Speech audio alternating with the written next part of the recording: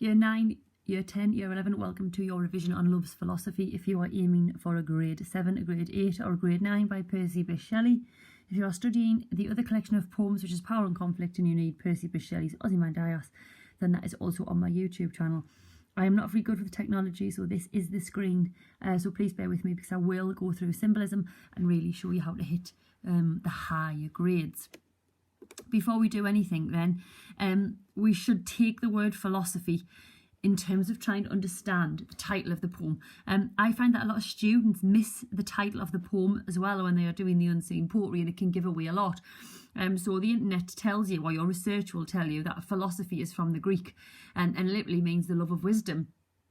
And simply put then, that is the study of knowledge or thinking about thinking. But there is alternative definitions as well. As somebody who is going to analyse poetry, alternative definitions and alternative interpretations push you to the higher grades. So we've got the discipline concerned with questions of how one should live, investigation of nature, the study of the ultimate nature of existence, the search for knowledge and truth, nature of man and his behaviour. Philosophical methods include questioning, critical discussion and rational argument. Now this is massive. So the actual literal definition of philosophy there, but where it says questioning, we get 2 rhetorical questions as a structural device in the poem. We get this notion that the speaker is persuading and almost arguing as to why he should be given the chance with the person that he so loves. Remember, the poem is about unrequited love, isn't it? And this investigation of nature and the nature of man is massive, because through the poem he compares nature and the natural world to him and to him loving this particular person. Philosophy then, again, originally the ancient Greeks meant the pursuit of knowledge for its own sake. Now philosophical questions are usually abstract, so again this notion of feelings and emotion, and it's done through reflection. So in common usage it sometimes carries a sense of unproductive or frivolous musings, but over the century it has produced some of the most important thoughts. So again, think about that. This has come from the ancient Greeks. The pursuit of knowledge. What knowledge is he pursuing? Well, why doesn't this person love him back? This idea of reflection. I suppose there is a reflection in here when he gives us the fountain and the river and the moon and the sunlight. Your poem, if you don't have it, is there, so pause the video if you need. But I would suggest you have the poem or the anthology in front of you so you can take notes. Shelley then attended Eton, so that is a prestigious school for boys. He discovered the works of a philosopher named William Godwin, and he became a real believer in what he was reading in terms of philosophy. He then became consumed and believed greatly in liberty and equality. However, he did go on to be expelled from Oxford for participating in the creation of a pamphlet called The Necessity of Atheism. Now, obviously, during the time that Shelley was alive, Britain was highly religious, and therefore this was quite frowned upon. He is a romantic poet, and therefore he focuses on nature and man's insignificance. Again, if you've done Ozymandias, you get that in the poem, that in comparison to the natural world, we are unimportant, we are nothing. And this was the subject that Wordsworth looked at. Shelley was concerned with something spiritual within the poet. Loves philosophy then. The narrator can't understand why he isn't partnered with the person that he loves. And he states that everything is partnered with something, even the natural world. And then I've just put this quote there. Shelley stated, "A man, to be greatly good, must imagine intensely and comprehensively. He must put himself in the place of another and of many others. The pains and pleasures of his species must become his own. The great instrument of moral good is the imagination, and poetry administers to the effect by acting upon the cause. Poetry enlarges the circumference of the imagination by replenishing it with thoughts of ever new delight. Poetry strengthens the faculty which is the organ of the moral nature of man, in the same manner as exercise strengthens a limb." I think if you're looking for the grade 9, this notion of a man needs to put himself in the place of another and in many others is kind of universal in our poem. We don't know who the speaker is. We don't know who the lover is. It could be anybody that has suffered this instance of unrequited love, which, let's be frank, is probably the majority of people. Okay, I'm going to start with the fountains mingle with the river and the river with the ocean. The winds of heaven mix forever with a sweet emotion. Now, very simply, we start with the repetition of the conjunction and it seems to add to the ever-growing list of things which are connected and merely natural images. And this happens throughout the poem, even in the second stanza. So you could argue that he uses this polysyndetic list to build up how all of the natural world is intertwined and linked. And then what that really does is places emphasis on the fact that he is lonely and isolated. And then again, we've got this comparison of man to nature. And in this comparison, we are lonely and unable to coexist in the same perfect, effortless way that nature does. Beginning the poem with water is probably not an accident by Shelley. So let's think about the symbolism of water. And water is one of the 5 basic elements that are believed to make up everything in the world. So there we've got the real importance of it. Now, when we link that to people and we link that to love, then we've got this notion that love makes up the world as well and makes up how people meet and interact and exist. And water is considered the element of the unconscious and associated with intuition and emotion. Well, straight away we get his emotions. He is pining, he is longing, he becomes desperate as the poem continues. More than that, universally, water is symbolic of purity, fertility, life, motion, renewal, transformation. I'm not sure we can apply that to the poem, but arguably there's a purity about his emotions and the fact that he's laying them bare here. And this notion that it cleanses and purifies things by washing away impurities. Again, can you argue that one in the poem? Perhaps not the bottom one, but definitely the first 2. Sorry, I've just knocked the camera there. And carrying on, sorry about that. Opening with the natural image is one of water, so we've linked that. But not only that, the water is flowing, okay, so that takes it further. So we've got this idea of connection, that the fountains are going to mingle with the river. And water symbolism, again, there's lots of it. So throughout history, water has been used as a symbol of power, grace, but also chaos. Now, this is massive because the aspect of power is again this notion that the natural world has the ability to exist and coexist and have a connection. The flowers, the moon, we get it all through this poem.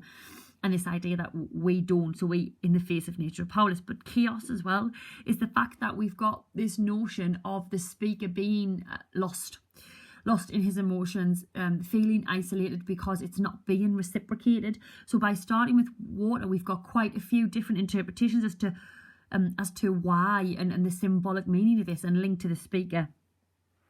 Many ancient cultures believe that everything in existence was birthed from and ultimately returns to the metaphoric waters of chaos. So again, look at that. You know, you can add in your grade 8 and grade 9 response that many cultures believe that everything was birthed from the waters of chaos. And then when we link that to our speaker, then all of the issues he has are connected with chaos. And the beginning of the poem is water. So you've got this notion that, yeah, okay, the fountain might mingle with the river in the natural world, but actually symbolically he finds himself at a bit of a loss. And obviously the link here is the human emotion is the fountain. In a fountain as well, just as an additional thought, if you're looking for the grade 9, the water moves in a cyclical way and it just carries on. So it carries on in a continuous loop. And arguably that's representative of these emotions, that the speaker can't stop them and therefore he always feels the same and it's never reciprocated. So again, we've got this awful idea that he is not loved back. Just a second on mingle then. That verb, it's the personification of the fountains combined. It combines the natural world with mankind, doesn't it? This idea of mingling. Additionally, the combination of the two intertwines the speaker's desires and nature. So we've got the natural world, the fountain and the river, and in between that we've got this verb associated with man, which is mingle. So the natural world and the world of man is drawn together, and arguably the speaker desires his partner. The speaker desires this person, and this is a natural idea. Companionship is natural, and that's emphasised there. And obviously the water flows and merges together. After fountain and river, we then hit ocean. The ocean is capitalised. Double check your copy of the poem if it's not, missed this bit out, but if it is, arguably personifying it as something important. The water elements progress in size as the poem goes from fountain to river to ocean. Could this suggest that his emotions are becoming too much for him? Or usually the sea is used as a symbol in literature to represent life and its hardships. So again, we've got symbolism here. Could this be implying that this particular love for him is difficult? So there is lots to say about, beginning with the fountain, the river and the ocean, guys. And then we move to wind. And wind is used in the Bible, and it's metaphorical in the Bible, of truth. So in the Bible, we get the phrase the four winds, and it's in reference to something remarkable, something unusual, or something devastating. Now here, there's a possible argument that although the first interpretation is linked to connection, the second interpretation is linked to this notion of a devastating event, unrequited love, loneliness, or even both. If you start linking the symbolism that we've discussed about water and wind here, you are going to be original. I'm not sure many students will be writing this type of thing. I just want to make a quick aside about religious imagery, because he mentions religion a few times, and we know that Shelley was an atheist. So ask yourself if he's being satirical here and almost using it as in a humorous way, or is he subtly critiquing religion here? And then obviously, is the speaker even Shelley, or is it a different man? And then if it is, perhaps this persona he's made up is religious, and therefore that's why we get heaven and divine and things like that mentioned. Or again, is it the critique of Shelley that the natural world and religion almost don't really matter when it comes to matters of the heart? I think as he tries to be persuasive, he becomes desperate, and we move from the fountains and the winds and the ocean, the natural world, to the celestial world with the earth, the sunlight and the moon. So it's almost as if as the poem progresses, in the same way that the fountain became the ocean, then it seems like the desperate pleading and the images grow, and the importance of the images seem to grow as well. His rhyme scheme is in a combination of masculine and feminine rhyme, and there's an obvious reason why. Obviously, the male and the female here, the physically connecting, having sex. We've got that sexual and physical notion that the rhyme scheme provides us with. So mention the fact that by using these two rhyme schemes, again, we've got this notion of something in those days, how male and female relationships, they should be together, there should be a bond, should be love, there should be a connection. See the mountains kiss high heaven and the waves clasp one another. No sister flow would be forgiven if it disdained its brother. Again, there's obvious imagery here. The personification of the mountain show that he's desperate to kiss her. That's an obvious response, really, isn't it, guys? If we take the mountain as a deeper reading, which I like to do, then the mountain symbolises quite a lot of things. I have picked two. One is obstacles, and one is permanence and immovability. Now, obviously, the interpretation is easy here. The obstacle that he is facing, the speaker, is that this person does not love him back. That's the obstacle. And the simple fact is he can't even persuade her to love him. But also, I suppose the flip side of that is you shouldn't have to persuade someone to love you. You know what I mean? Love is love. And the other one is permanence and immovability. Well, I think you can argue that adds this somber tone to the poem, in the sense that there's this notion then that this unrequited love is permanent. This person is never going to love our speaker, and there lies the sad aspect of this poem. Okay, so think about this. A little bit more on mountains if you need. They can be used to... Mountains in literature as well are used to create a secluded, isolated, or hard to reach place.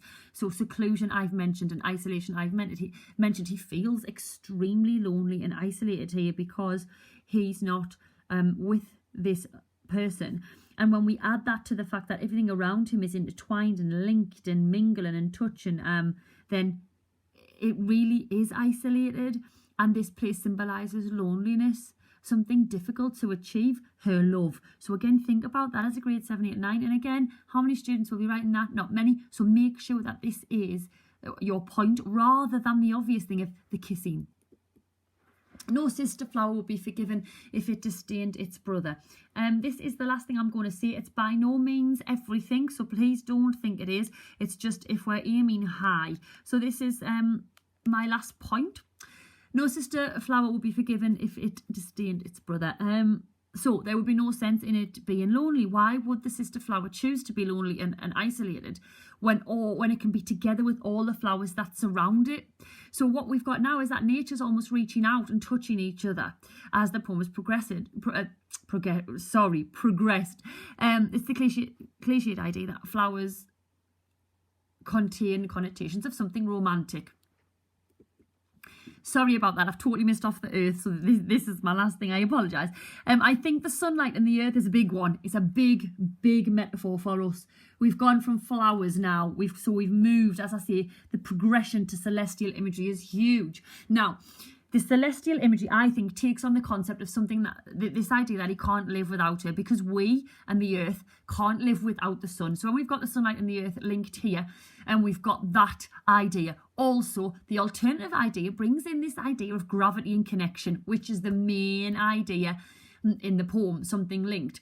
Naturally, there's a gravitational pull, isn't there, that connects earth with celestial beings. So we've got that metaphorical connection of him and what he wants to be, the lover. But this connection runs throughout the poem, that everything is his point, everything is connected, everything is linked except him. So again, the celestial imagery heightens the isolation of the speaker, which links us back to the mountain. Okay, guys, as I said, this was by no means everything. My whole playlist on these poems is on my YouTube channel. I hope this was useful. Please comment on the YouTube channel, ask any questions that you need to. It is not everything. It is just, if you're aiming high, really play with the symbolism, guys, and then test yourself. And if you need anything else from me, just type Stacey Ray into YouTube. A massive good luck in your English literature exam.